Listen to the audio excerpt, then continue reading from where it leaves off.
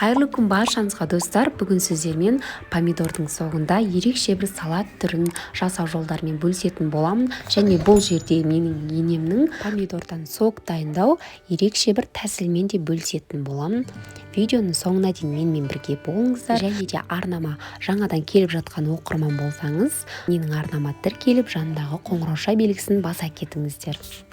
Мінекей видеода көрсетілгендей қиярларымызды жақсылап жуып, кептіріп, мінекей осылай бірнеше бөліктерге бөліп турап аламыз. Және қызанақтарымызды мінекей жақсылап жуып, бұны да бірнеше бөліктерге бөліп дайындап алдық. Және мінекей тәтті бұрыштарымызды, болгарскийлерімізді жақсылап жуып, бұны да бірнеше бөліктерге бөлдік. Укроп, мінекей чеснокты да тазартып дайындап алдық.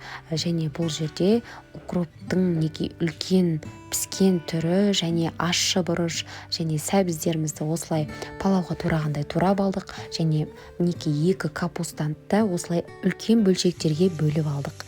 Мінекей сәбізімізді азғантай май құйып қуырып аламыз. Кішкене қуырылған соң капустамызды салып, мінекей осы кішкене бұқтырып майға қуырып дайындап аламыз.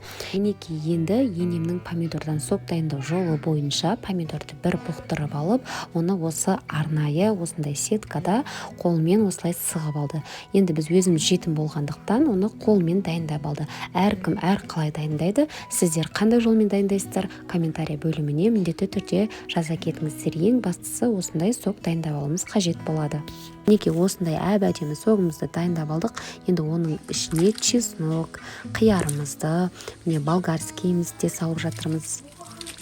Және жаңа қуырып бұқтырып алған сәбізіміз бен капустамызды салып алдық. Және оның ішіне кішігірім орташа майда көлемінде бүтін күйінде помидорларды салдық, укроп салдық, және ірі укропты, және ащы бұрыш, мінекей зіра, және лавр жапырақтары, қара бұрышымызды да қосып алдық. Және қажетінше дәміне қарай тұзымызды да қосып алдық. Жақсылап араластырып, енді оны қайнататын боламыз. Біз мінекей осындай ауылда үлкен қазанда осылай қайнатып дайындап алдық. Қайнаған соң міндетті түрде көбігін жақсылап тазартып аламыз. Қайнаған соң мінекей бір пиалайды шамасында жаңағы қантымызды қосып алдық. Енді әбден жақсылап қайнаған соң, мінекей осылай дайын болған соң, осы ыстық күйінде банкамызға құйып, барлығын жауып дайындап алатын боламыз. Мінекей барлығын құйып жатырмыз. Осы жерде тағы бір айта кететін тұсы, барлығын құйып болған соң банкамыздың бетіне 1 шай қасық көлемінде уксусты құйып жібердік. Және бетін жауып, енді жауып алатын боламыз. Мінекей достар, өте керемет, өте ерекше салаттардың бірі болды.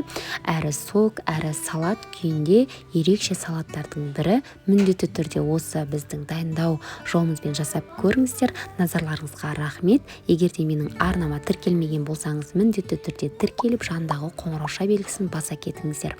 Менің арнамнан көптеген сусын, тәтті тағамдардың түрлерін таба аласыздар. Назарларыңызға рахмет. Сіздермен болған Сандуғаш Әбдіқұлқызы.